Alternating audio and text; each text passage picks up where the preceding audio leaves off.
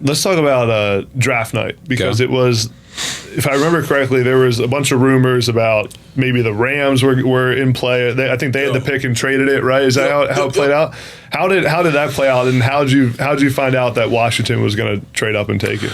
Yeah, so it was a big trade. It was huge. It was a huge trade. It didn't happen on draft night, so it happened, I think, a few weeks before. That's right. Yeah. It actually happened, but right before my pro day. Yeah. So my quarterback coach for the pre-draft process, which was the first time I'd ever worked with a quarterback coach, by the way. Who was it? Terry Shea. Yeah. Now, Terry Shea is a long-time NFL coach, coach for the Chiefs for a really long time. And for whatever reason, me and him, we really vibed well together. Just the way that he coached, the stuff that he was teaching me, I really was attracted to that. So he used to play this card game with me, where he'd have me pick a card. So when we first got together, he had me, who's your favorite teams? Who's this? Who's this? Who's this? So he's getting ready to do this card game. Well, we don't play it that day. And I'm like, okay, well, why did he just ask me all those questions? We get a couple weeks before my pro day, and he whips out this deck of cards. And he's like, I've got 3 cards here. Pick one. I pick a card. It's a Chris Cooley Washington Redskins card. He's like, okay, that's the team you're going to play for. I'm like, okay. I'm looking at the draft. I'm like, well, I don't even know where Washington's at. Yeah. They're definitely not in the top part of the draft, which is where everyone had predicted that I would go. And then the next day, Washington traded for the second pick in the draft from the Rams. And I go to work out the next day with Terry Shea. I'm like, Coach, how did you know that? Yeah. He's like, I didn't know. It's just, it's just the luck of the draw. So he actually predicted that I don't know if I say predicted. It was more like the card game we played the night before, some divine intervention. Yeah. We were in the Matrix somehow. He's got superpowers, and then Washington makes a trade. So the funny thing was, if that's not already funny, the funny thing was my agent then says, you don't need to do your pro day. And I'm like, well, why wouldn't I do my pro day? He's like, well, Washington just moved up to the second pick. They're taking a quarterback. So it's either going to be you or it's going to be Andrew Luck. Whoever goes one, the other one's going to Washington. I'm like, okay, I get that, but I'm still going to do my pro day. And the reason I wanted to do my pro day still was because pro day wasn't about me. Yeah, that's what it's about my guys. Yeah, putting Baylor on the map. Putting Baylor on the map, putting my guys on the map, giving them an opportunity to shine in front of every team in the NFL that's going to be there evaluating the quarterback. Kendall Wright was a first-round pick that year. Right? That's my guy. He was my receiver, my go-to guy. I'm not saying the pro day is the reason he went in the first round. I'm just saying didn't hurt. It didn't hurt. And there's some other guys that ended up getting NFL opportunities because of that pro day. And I wanted that for them. So I pushed back against my agent and still did the pro day. And draft day comes around. I'm still in my hardest of hearts believing that I can still go number 1 overall. I didn't know that weeks before the draft they'd already told Andrew, we're picking you, yada yada. But so I'm listening to the first pick, like actually anxious. Could be me. Yeah. Like this could be me. Wow. Yeah. And to me, it wasn't just about being the first pick. It was about the situation and where you were going. Replacing Peyton Manning is very difficult, but there was a winning culture in place there in Indy that was not in place in Washington. Yeah. So I knew that was something that could be. Now, I didn't know everything that was going on in Washington. I found out. It's a lot going on. But I didn't know everything that was going on. But I knew that from the standpoint of a winning franchise and what they were doing. So then when my name got called on draft day in the second pick, it wasn't a huge shock because Washington had made the trade weeks before. And they had told me if I was there at 2, I was the guy. I heard that from Mike Shanahan. I heard it from Kyle Shanahan, and I heard it from Dan Snyder. So I knew where I was going. So a little bit of the draft that I wouldn't take it back, but if you could do it again, there is something to say to have that surprise of where you're going. It just doesn't always happen like that at the top of the draft.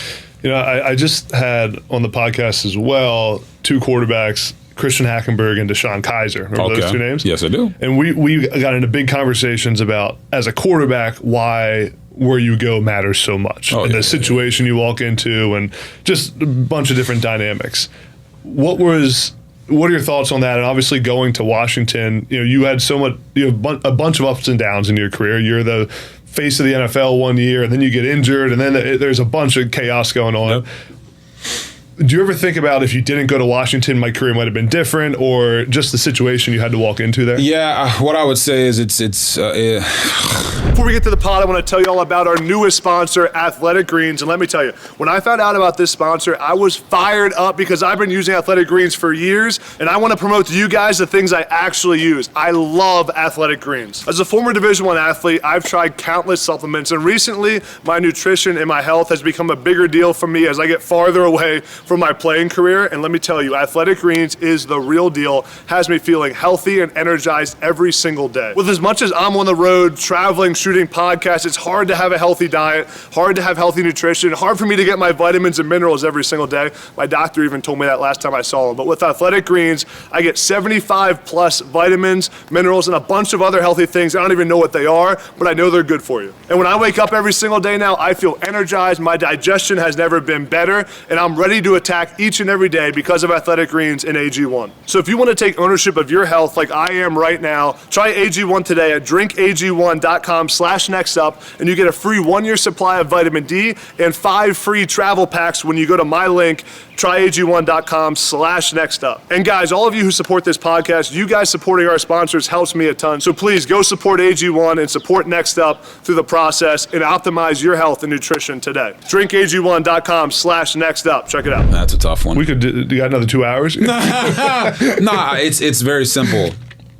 If I didn't go to Washington, I wouldn't be where I am today. Mm-hmm. And now some people say, well, no, yeah, of course, you'd still be playing, right? It's like, what I'm saying is, like, in order to have a testimony, you got to have a test. And my test was my NFL career. Mm-hmm. To go from being the face of the franchise and a face of the NFL to out of the league in 5 years, and then to get back in and go to Baltimore and be the 4th quarterback in Baltimore, mm-hmm. which most high draft picks won't even think about doing, and earning your way back is very difficult. But it was all part of my journey.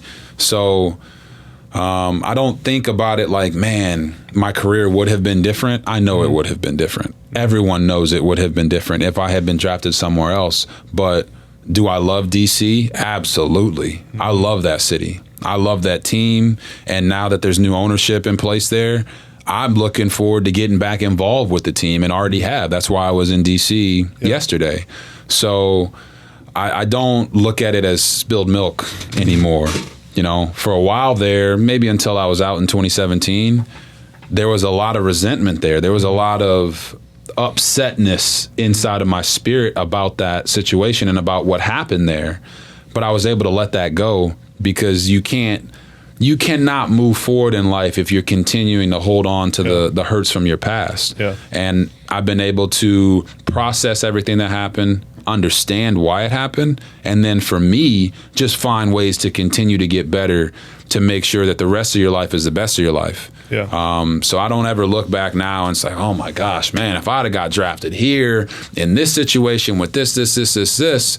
I more so look at it as, I want Kenny Pickett to go where they want him to go. Yeah. Where they want him. Everyone in the organization wants him. And you've heard me say it on the draft, on TV. The most important thing for a quarterback is uniformity from the top down. Mm-hmm. Everybody's on the same page. GM, coach. We're seeing it right now with Trey Lance in the San Francisco 49ers. Kenny Pickett at Steelers. Right? Trey Lance is now the 3rd quarterback for the 49ers. Kenny Pickett goes into Pittsburgh, but everyone's in alignment. Everyone wants him. This is our guy. Desmond Ridder in Atlanta. They're all in alignment. This is our guy. Mm-hmm. Philly with Jalen Hurts. Mm-hmm. They traded away MVP candidate in Carson Wentz because this is our guy. Yeah. And you need that as a quarterback. It's so much easier to be successful in the NFL as a wide receiver, as a DB, because a lot of what you do is based off of just you. As a quarterback, you're not just a leader, you're having to rely on a lot of other things. Yeah. And it's important for that coach and the GM and the owner to create an environment that the quarterback can thrive in. Yeah. And I had many conversations with Lamar about this when I was his backup in Baltimore and his mentor. Like, the best thing that ever happened to Lamar is he got drafted by the Baltimore Ravens. Yeah. A team with structure and identity, right? Play like a Raven. and they believed in him. Yeah.